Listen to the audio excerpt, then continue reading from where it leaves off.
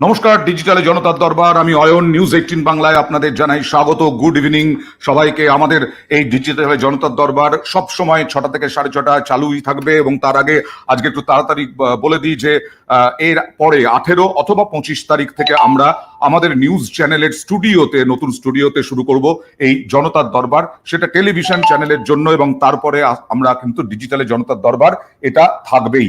আজকে হঠাৎ করেই একটা খবর এলো, যে খবরটা আমাকে বিষয়টা বদল করতে বাধ্য করালো। সেটা হচ্ছে সিএএ কার্যকর হতে চলেছে।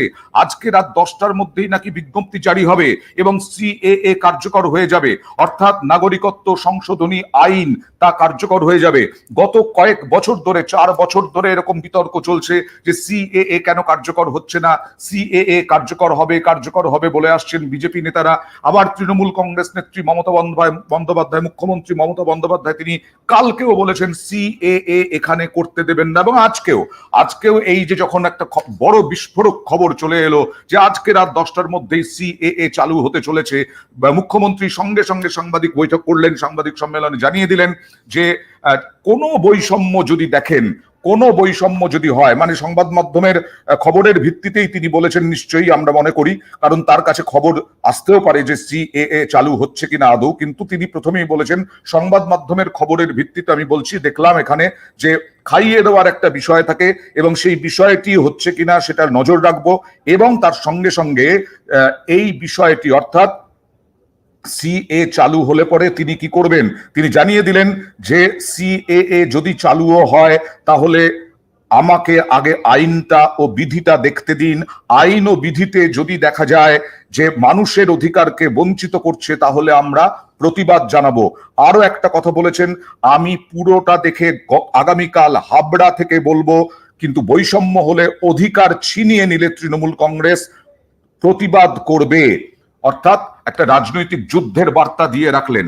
আর আজকে না কালকে, আজকে কি বলেছেন সেটা তো দেখাবোই। কালকে মমতা বন্দ্যোপাধ্যায় ব্রিগেডের মঞ্চ থেকে সিএএ নিয়ে কি বলেছিলেন সেটা আগে প্রথমে দেখাবো, তারপরে আমরা আলোচনায় আসবো। আমার সঙ্গে যারা রয়েছেন তাদের সঙ্গে পরিচয় করিয়ে দেব। মমতা বন্দ্যোপাধ্যায় কালকে কি বলেছিলেন একবার দেখাই। বলো হরি হরি বলো আর বলেছিল ইলেকশনের পর আধার কার্ড কেটে নিয়েছিল আপনাদের। তারপরে আমি গর্জে উঠলাম, আমার গর্জন শুনে থমকে গেল। ইলেকশনের আগে বলবে কে দেবো, কে দেবে না, ওটা ব্যাঁ দেবে, তার মানে ব্যাক আউট করবে এবং ইলেকশনের পরে আপনাদের সব কেড়ে নেওয়া হবে আর ওপার বাংলায় পাঠিয়ে দেওয়ার চেষ্টা করা হবে। কিন্তু আমরা আপনাদের শেল্টার দেবো, আমরা আপনাদের কাউকে ডিটেনশন ক্যাম্পে যেতে দেবো না, এনআরসি করতে দেবো না। চিৎকার করে বলুন, এনআরসি হবে না, আধার কার্ড বাতিল চলবে না। তার মানে গর্জে উঠেছিলেন গতকাল মমতা বন্দ্যোপাধ্যায়, আর আজকেই এই খবর আসছে রাত 10টার মধ্যে। কতটা সারবত্তা আছে আমরা জানি না, কিন্তু এএনআই সূত্রে জানা যাচ্ছে রাত 10টার মধ্যে নোটিফিকেশন হয়ে যাবে। আমার সঙ্গে রয়েছেন আপাতত সাংবাদিক সুমন ভট্টাচার্য এবং কংগ্রেস মুখপাত্র চন্দন ঘোষ চৌধুরী।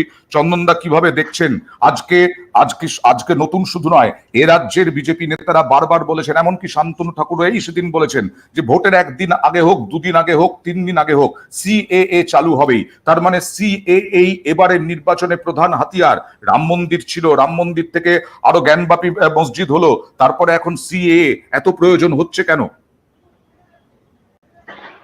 অয়ন, দেখো, একটা কথা পরিষ্কার ভাবে বুঝতে হবে যে রাজনৈতিকরণের প্রত্যেকটা প্রচেষ্টা, মানে যতগুলো স্টোনকে টার্ন করানো যায়, প্রধানমন্ত্রী সহ কেন্দ্রীয় নেতৃত্ব, বিজেপির নেতৃত্ব ঠিক প্রত্যেকটা প্রচেষ্টা করে চলেছে এবং এগুলো সম্ভবত নন ইস্যু, এটা পলিটিক্যাল, এটা এটা এটা অ্যাডমিনিস্ট্রেটিভ ইস্যু এবং সেটাকে রাজনৈতিকরণের সময়টাকে তুমি বোঝো। যে কোনো মুহূর্তে যখন নির্বাচনের দিন ঘোষণা হবে তখন সিএ এর মতো একটা বৃহত্তর ক্ষেত্রে যেখানে একটা ব্যাপক বিতর্কের প্রশ্ন রয়েছে এবং সে প্রতিবাদগুলো প্রত্যেকটি ক্ষেত্রে এটা একটা ন্যায্যতা রয়েছে। এবং আরেকটি বিশেষ ঘটনা, একটি টাস্ক ফোর্স গঠন করার পরেও এই কেন্দ্রীয় সরকার 4টে বছর এক তো সেদিন চালু হয়ে যেতে পারতো, অর্থাৎ যখন ওটা পার্লামেন্টে পাস হলো বিল থেকে এক, তখনই তো চালু হতে পারতো। কিন্তু ঘটনাচক্রে কি ঘটছে, ঘটনাচক্রে 4 বছর ধরে ওদের নিজেদের মধ্যে সন্দিহান ছিলেন, সাসপিশিয়াস একটা ঘটনা ছিল তার মধ্যে, সম্ভবত সেটাকে আর্টিকুলেট করতে পারেনি। সাসপিশিয়াস কেন? সাসপিশিয়াস কেন? সাসপিশিয়াস এর কোনো বিষয় নেই, কারণ অমিত শাহ, না না না না, আমি তোমাকে বলি অয়ন, সাসপিশিয়াস এই ঘটনাটা টাস্ক ফোর্সটা গঠন করার তো কোনো কারণ ছিল না। মানে ড্রাফটিংটা তো আগে হয়ে যাওয়ার কথা, বিল যখন অ্যাক্ট হবে তখন সেটা এনাক্টেড হয়ে যাওয়া উচিত। ওকে, 4 বছর নেওয়া এবং ইলেকশনের টাইমিং, আমরা সাসপিশন অন দ্য হোল বলছি, এই আচ্ছা। ঘটনাকে সামনে রেখে আবার তু মায় ক্লারিফিকেশন চলছে কিন্তু আমাদের রাজ্যের রাজনীতি। বেশ, আমি আমি আসবো। আমি এই মুহূর্তে সুমনদাকেও জানাই এবং আপনাকেও জানাই যে অভ্র সেন বিজেপি মুখপাত্র, তিনি জয়েন করেছিলেন, কিন্তু তার কাছে এই মাত্র বার্তা এসেছে মিডিয়া সেল থেকে, বিজেপির মিডিয়া সেল থেকে, যে সিএএ নিয়ে এখনই কোনো প্যানেলে তারা অংশ নেবে না। অর্থাৎ বিজেপির কোন মুখপাত্র, কোন প্রতিনিধি সিএএ নিয়ে এখনই এই প্যানেলে বা কোন ধরনের প্যানেলে অংশ নেবে না।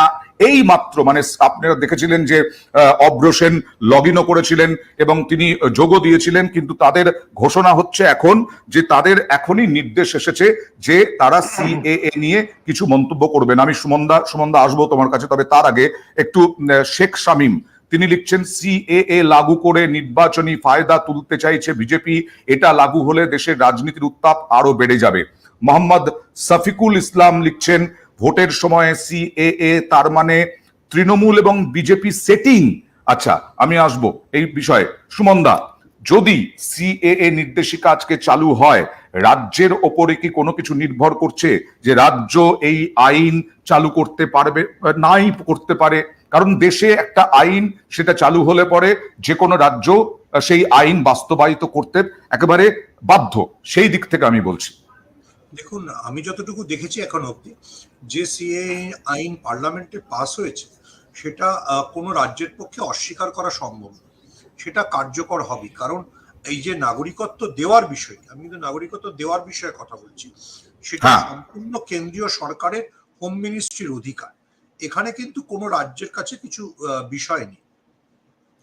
এবারে পশ্চিমবঙ্গে কারো নাগরিকত্ব বাতিল হচ্ছে কিনা সেটা নিয়ে তৃণমূল আন্দোলন করতে পারে, কিন্তু যে সিএ আইন যদি কেন্দ্রীয় পোর্টালে চালু হয়ে যায়, সেটাকে কিন্তু প্রতিরোধ করা বা আটকানো কোনো রাজ্য সরকারের পক্ষে সম্ভব নয়।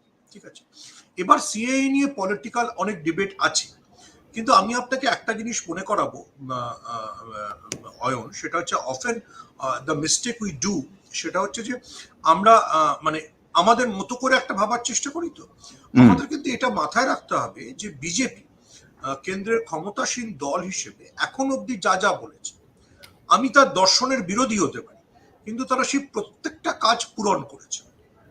ফলে বিজেপি যদি আজকে সিএ চালু করে দেয়, আমি অবাক হব না। কিন্তু যেটা আমার মনে হয় বিজেপির জন্য চ্যালেঞ্জ, আর সেটা হচ্ছে যে পশ্চিমবঙ্গে হয়তো তারা ফায়দা পাবে, পলিটিক্যাল ডিভিডেন্ড অবশ্যই পাবে।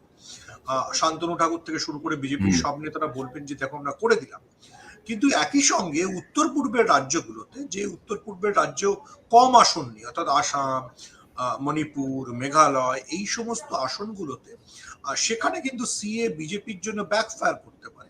আমি একটু আসছি সুমনদা, তুমি যেটা বললে সেটা হচ্ছে পশ্চিমবঙ্গের জন্য লাভ হতে পারে বিজেপির, এটা কোন দিক থেকে বললে আমি আসবো। কারণ পশ্চিমবঙ্গে সেই ডিসেম্বর মাসে অমিত শাহ এসে বলেছিলেন যে করেই হোক এই 2024-এই সিএএ চালু হবে, ভোটের আগেই চালু হবে সিএএ।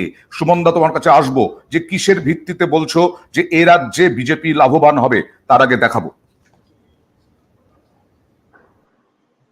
में भारतीय जनता पार्टी की सरकार बनने का मतलब है शरणार्थी जो आए हैं उनको सीए के माध्यम से नागरिकता दे देंगे। और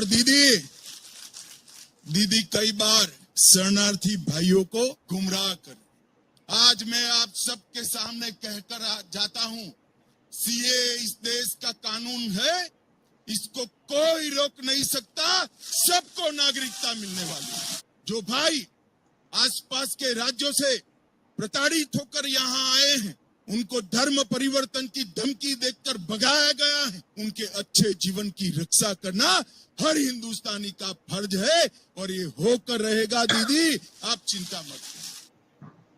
এবার শান্তনু ঠাকুর, যিনি মতুয়া সম্প্রদায়ের প্রতিনিধি, যিনি ঠাকুর বাড়ির লোক, যিনি কেন্দ্রীয় জাহাজ প্রতিমন্ত্রী, যাকে বারবার জবাব দিতে হয়েছে কেন সিএ চালু হচ্ছে না মতুয়াদের একাংশের তরফে, যিনি মতুয়াদের আশ্বাস দিয়ে ভোটে জয়লাভ করেছিলেন সিএ চালু হবে, তিনি আজও বলছেন সিএ চালু হবেই, এবং কেন্দ্রীয় স্বরাষ্ট্রমন্ত্রীর আন্ডারে পড়ছে, প্রধানমন্ত্রী ঘোষণা করার মতো কেউ নন। কি বলেছিলেন শান্তনু ঠাকুর, দেখুন।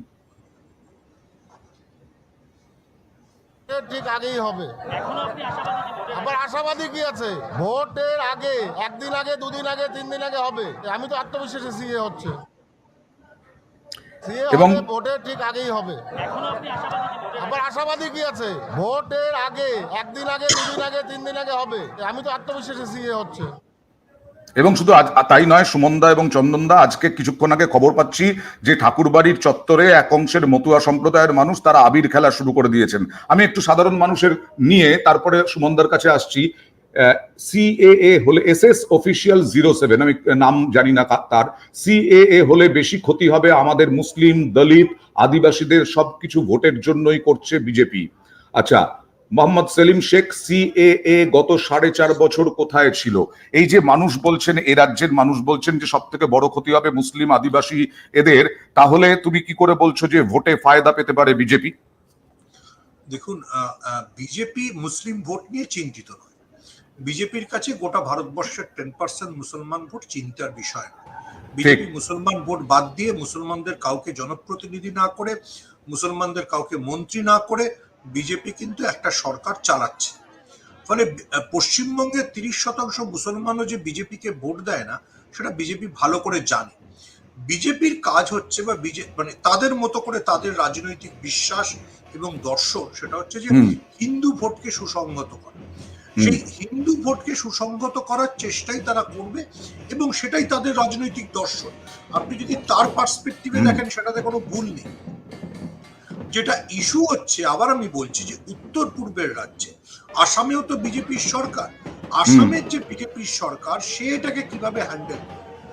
কারণ সেখানে কিন্তু ইস্যুটা হিন্দু মুসলিমের না, সেখানে ইস্যুটা হচ্ছে অহমিয়া বনাম বাঙালি। সেখানে বাঙালি মানে ধরুন যারা বাংলাদেশ থেকে এসছে, তারা নাগরিকত্ব পেলে আসামের বিজেপি সরকার তারা কতটা মেনে নেবে। বা ধরুন মেঘালয়ে, যেখানে কমরেড সাংমা, যারা বিজেপির জোট সঙ্গী এনপিপি, তারা যেখানে পাওয়ারে আছে, তারা কি করে। বা ধরুন যেখানে ডাইরেক্ট বিজেপি পাওয়ারে আছে, মণিপুর কিংবা অরুণাচল, সেখানেও তো গিয়ে বাঙালি, মানে এই আমি বাঙালি শব্দটাই ব্যবহার করছি, বাংলাদেশ থেকে পালিয়ে আসা হিন্দুরা থাকতে চাইবে, তাদেরকে কিভাবে বিজেপি হ্যান্ডেল করবে সেটা পরিষ্কার নয়। চন্দনদা, কেন বলছেন যে এক একটা বিষয়কে বারবার, মানে বিভিন্ন বিষয়কে রোটেট করে দেখাতে হচ্ছে, বিভিন্ন বিষয়কে ধরতে হচ্ছে কেন? এতই কি বিপদ নাকি বিজেপির? মোদিকে গ্যারান্টি, মোদির গ্যারান্টি নিয়ে তো কথা বলছেন তারা, এবং মোদি আছেন বলেই বিজেপি জয়লাভ করবে, এটাই তো বারবার বলে আসছেন। আর মোদি তো একটা সুচগ্র মেদিনী ছাড়ছেন না লড়াইয়ের ময়দানে। দেখো অয়ন, আমি ঠিক প্রথম স্তরে যে কথাটা বলেছিলাম, তুমি ঠিক ভেবে দেখো, এক্স্যাক্টলি সুমনকে আমি সমর্থন করি, সুমন ঠিক ওইভাবেই বললেন। আমার প্রশ্নটা হচ্ছে যে এটা পশ্চিমবঙ্গের একটা আঙ্গিক, এই কনটেক্সটটা সর্বভারতীয় ব্যাপী বিজেপির পজিশনটাকে যদি দেখো, অর্থাৎ ইলেকশনের প্রাক মুহূর্তে, তাহলে দেখবে একটা স্যাচুরেশন উত্তর ভারতে, দক্ষিণ ভারতে শূন্য। ঠিক সেরকম জায়গায় দাঁড়িয়ে আজকে পশ্চিমবঙ্গ একটা ফোকাল পয়েন্ট, এখানে কোনো সন্দেহ নেই। সে রাজনীতি তারা করুন, কিন্তু কোন আবেগের রাজনীতিকে তারা করছেন এটা বুঝতে হবে। একটা পার্লামেন্ট ইলেকশন যখন হয়, তখন ফোকাল পয়েন্টে থাকে আমাদের দেশ, দেশের প্রতিরক্ষা, দেশের স্বাস্থ্য ব্যবস্থা, দেশের অর্থনীতি। তুমি খুব ভালো করে দেখো, দৃষ্টি ঘুরিয়ে দেওয়ার চক্রান্ত বারবার করা হচ্ছে, এবং আমি এখানেই বলছি এটা সাসপিশিয়াস মোমেন্ট, তার কারণ টাইমিংটা। তুমি দেখো, সিএএ প্রায় 4.5 বছর হলো যেখানে চালু হওয়ার কথা, এটা তো ইনঅ্যাক্টেড হয়ে যাওয়ার কথা, কিন্তু কোথাও তাদের এই অসুবিধা ছিল, অথবা তুরুপের তাস হিসেবে ব্যবহার করবার, আমি সেই কারণেই বলছি চক্রান্ত, যেখানে মানুষকে বিভ্রান্ত করা, আগামী 5 বছরের রাজত্ব করবার, শাসন করবার একটা স্বকীয়তা তৈরি করে দেওয়া। কিন্তু এটা তো বুঝতে হবে মানুষকে কি অ্যাড্রেস করা হচ্ছে, দিস ইজ ওয়ান পয়েন্ট। আর সেকেন্ড পয়েন্ট, নাগরিকত্ব আইন যেটা চ্যালেঞ্জ হয়ে দাঁড়াচ্ছে, সেটা সার্বিকভাবে ভারতবর্ষের কিন্তু প্রায় প্রধান বিরোধী দলগুলোই কিন্তু প্রশ্নগুলো তুলেছেন। তার কারণ এখানে একটা ডিভাইসিভ এরিয়া আছে, যেখানে আমরা মুসলিম কান্ট্রি গুলোকে প্রতিবন্ধ করছি, মানে এর একটা আন্তর্জাতিক দিকটাও আছে। তুমি যেখানে ভুটান, নেপাল, শ্রীলঙ্কা, মায়ানমার অ্যাডেড নয়, সেখানে একটা এথনোলজি কাজ করছে, একটা মানব গোষ্ঠী কাজ করছে, একটা ধর্মীয় গোষ্ঠী কাজ করছে। এই পার্সপেক্টিভটা কিন্তু এরা তৈরি করে দিল, যেটা ভারতবর্ষের এই বিভাজন, যে বিভাজনের স্বীকৃতি দেওয়া, এই সিএ এর মধ্যে থেকে কিন্তু এই স্বীকৃতিটা দেওয়া হলো। এখানেই আমাদের আপত্তি। মমতা বন্দ্যোপাধ্যায় আজকে যেটা বলেছেন, আমি বললাম যে মমতা বন্দ্যোপাধ্যায় বলেন কড়া হাতে মোকাবিলা করা হবে, কড়া প্রতিবাদ করা হবে। আবার আপনাদেরকে জানাই এখানে বিজেপি কেন নেই। বিজেপি যারা এই মুহূর্তে চোখ রাখছেন এই ডিজিটালে, বিজেপি মুখপাত্র জয়েন করেছিলেন আলোচনায়, কিন্তু সঙ্গে সঙ্গে তার কাছে মিডিয়া সেল অর্থাৎ বিজেপি মিডিয়া সেলের পক্ষ থেকে বার্তা আসে যে তারা এখন সিএএ নিয়ে কোনো প্যানেলে অংশ নেবেন না, সিএএ নিয়ে কোনো বিজেপি মুখপাত্র মুখ খুলবেন না। কনক প্রামাণিক, সিটিজেন অ্যামেন্ডমেন্ট অ্যাক্ট, এতে ক্ষতি কি? খুব প্রশ্ন, বাস্তব প্রশ্ন, ক্ষতি কি সুমনদা? ক্ষতি একটা, কোনো ক্ষতি আছে না? তো ক্ষতি একটাই, যেটা চন্দনদা বললেন, অর্থাৎ এটাতে একটা ধর্মীয় বেঞ্চমার্ক রাখা হয়েছে, যেটা ভারতবর্ষের সংবিধানের চরিত্র নয়। দেখুন, ভারতবর্ষের সংবিধানের চরিত্র হচ্ছে ভারতবর্ষ ধর্মনিরপেক্ষতা, অর্থাৎ ধর্মের বেসিসে কাউকে জাজ করা হবে না। কিন্তু এই সিএ আইনটা সেই মূল যে ধর্মনিরপেক্ষ চরিত্রটা, সেটাকে ফ্লাউট করছে কিনা সেটা আমরা জানি না। অবশ্যই বিরোধীদের অভিযোগ সেটাকে ফ্লাউট করা হচ্ছে, অর্থাৎ কাউকে শরণার্থী হিসেবে ট্রিট করা হবে কিনা সেটা নির্ভর করা হচ্ছে তার ধর্মের উপর। কিন্তু আবার আমি বলছি যে I have a basic issue, সেটা হচ্ছে যে বিজেপি কিন্তু এই ধরনের চিন্তা নিয়ে ভাবিত নয়। কারণ বিজেপি নিজেকে একটা হিন্দু ন্যাশনালিস্ট পার্টি হিসেবে প্রজেক্ট করতে চায় এবং হিন্দুদের স্বার্থের কথাই বলতে চায়। ফলে বিজেপি এই আন্তর্জাতিক কি হলো বা সংবিধানের ক্যারেক্টার কি হলো সেসব নিয়ে খুব ভাবিত নয়। এবং ভাবিত নয় বলে বিজেপির একটা সুবিধা আছে, বিজেপি স্লোলি যে কথাগুলো বলছে যে যদি আমরা 370 পাই তাহলে কিন্তু আমরা কনস্টিটিউশনটাকে বদলে দেবো, আর কনস্টিটিউশনে এসব ধর্মনিরপেক্ষ চরিত্র থাকার দরকার নেই। বিজেপির কর্ণাটকের একজন খুব গুরুত্বপূর্ণ নেতা অনন্ত হেগড়ে, তিনি কিন্তু এ কথাটাই অলরেডি বলেছেন যে আমরা 370 পেলে আমরা কনস্টিটিউশনটাই বদলে দেব। এবার যদি আপনি যদি বৃহত্তর আঙ্গিকে বিষয়টা দেখেন, তাহলে দেখবেন যে বিজেপির কাছে এটা একটা পলিটিক্যাল টুল এবং বিজেপি সেই টুলটাকে ব্যবহার করবে। একদম। এখানে অনেকেই প্রশ্ন করছেন যে 2 কোটির চাকরি কি হলো হঠাৎ করে, কেন সিএএ? এই যে এসকে মুসিয়ার, দেখুন আমি একটা প্রশ্ন করতে চাই, সেটা বুঝে উঠতে পারছি না। সে বিজেপি 4.5 বছর চালু করলো না, এখন ইলেকশন আছে, ইলেকশনে কেন চালু করছে? মুসলমানকে বার করে দেওয়ার জন্য নাকি? আচ্ছা, রঞ্জিত কুমার কর্মকার তিনি বলছেন ভালো কাজ যখনই হোক না কেন তখনই সাদরে গ্রহণ করা উচিত। আর মমতা বন্দ্যোপাধ্যায় কিছুক্ষণ আগে বলছিলাম, আজকেই এই যখন গোটা সংবাদ মাধ্যমে যখন বিস্ফোরক হয়ে উঠেছে খবর যে রাত 10টার মধ্যেই সিএএ চালুর বিজ্ঞপ্তি জারি হয়ে যাবে।